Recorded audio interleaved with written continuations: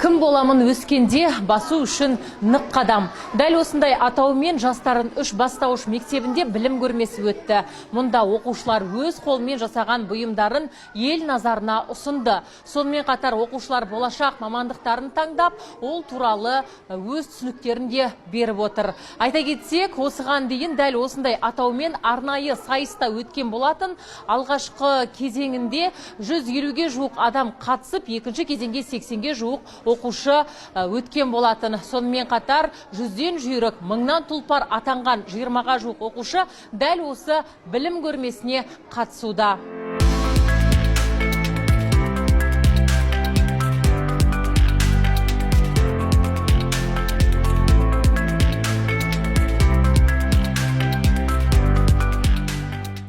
Жастарын үш және жастарын бастауыш мектептерінің арасында ынтымақтастық қауымдастығы да құрылған.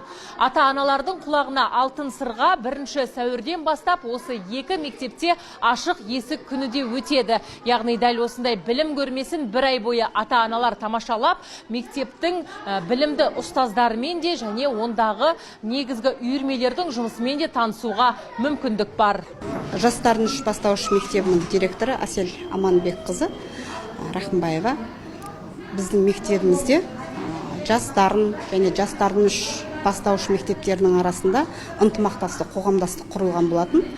Сол қоғамдастықтың жоспарына сәйкес бүгін білім көрмесі өтіп жатыр мектебімізде. Білім көрмесі балалар өзінің бойындағы өнерін болашаққа деген нық қадам жасау үшін мамандық таңдау барысында кім боламын өскенде болу үшін нық қадам тақырыбында бізде балалардың мамандыққа деген алға қойған смарт мақсат деп жатамыз ғой.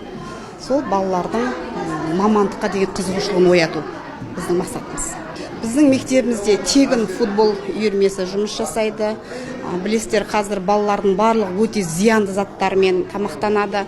Футбол үйірмесіне қатысқан балалар бізде зиянды кола, чипсы деген мүлдем зиянды заттарды қолданбайды. Оны қолданған балалар үйірмеге қатыстырылмайды, білесіз.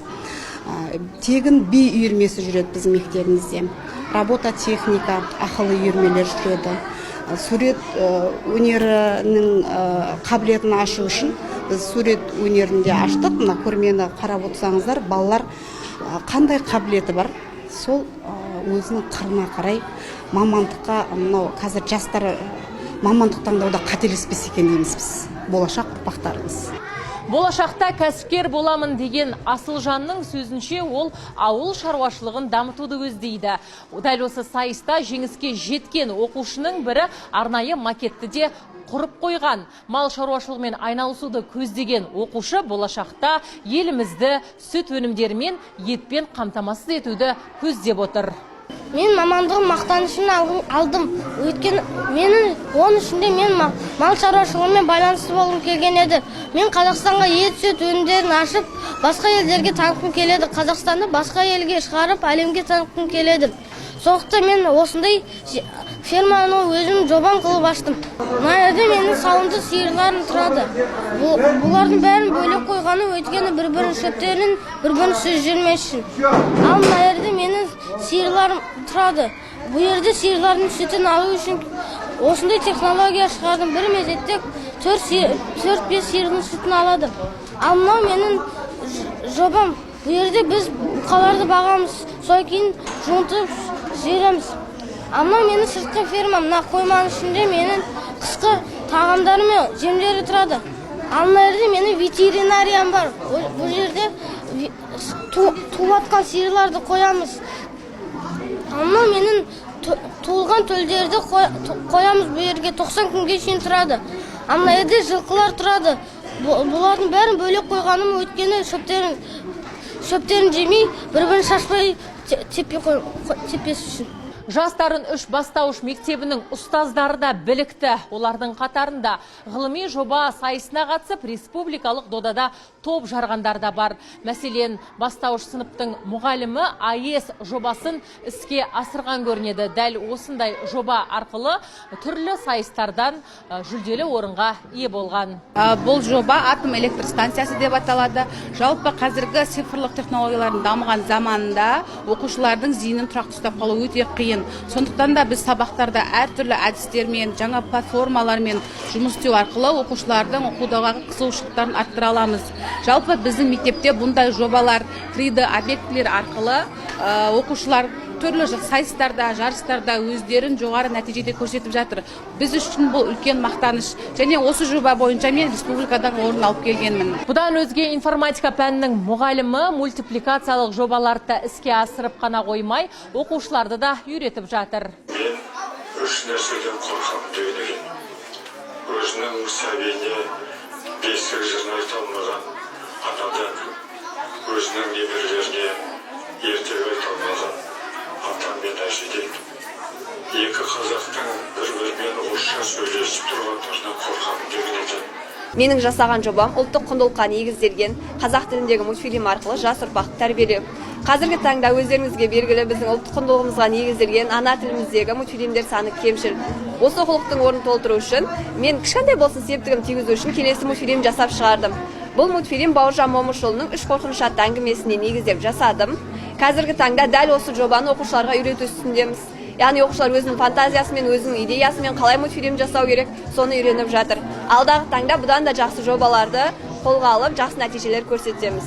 Айта кетсек, мұнда футбол, кондитер, сурет салу, робототехника секілді түрлі үйірмеге де оқушылар қатысады. Білім нәрмен сусындап қана қоймай, шығармашылықпен де айналысуға мүмкіндік те қарастырылған. Дәл осы білім көрмесінде кондитерлік өнімді жасап берген оқушылар да болды. Менің таңдап отырған мамандығым кондитерлік.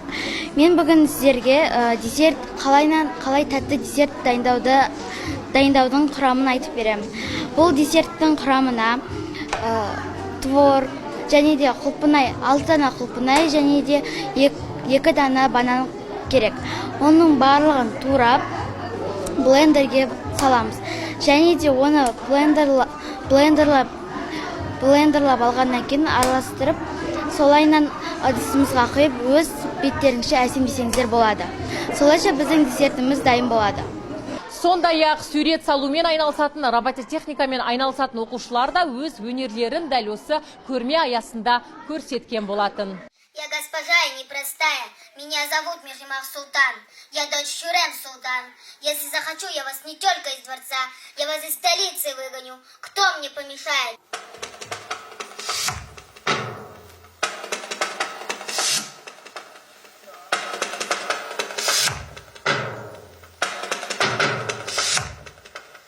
Білім көрмесінен басталған жоба акт залында концертпен ұласқан болатын. Онда өз мамандықтарын нық таңдаған әртістер, әншілер, болашақ дәрігерлер, сонымен қатар полиция қызметкерлермен қатар өрт сөндірушілер өз өнерлерін ортаға салды. Және дәл осы мамандықты не себепті таңдағанын да ашық ойын айтып берді.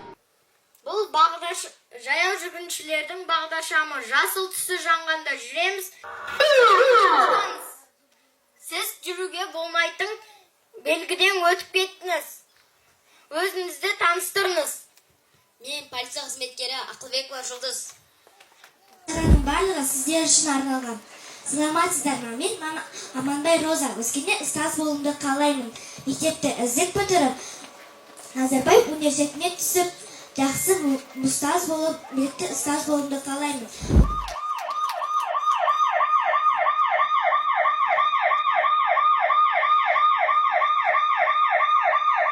Мен өскенде дәрігер болғым келеді.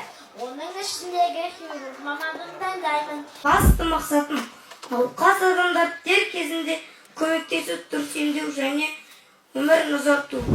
Ішінде 12 оқытан болады. Ел тыныштығы мен ұлт қауіпсіздік кепілі ретінде елім мен жерімді мақтата отырып, отан алдындағы борышымды адал қызмет етуге ант етемін.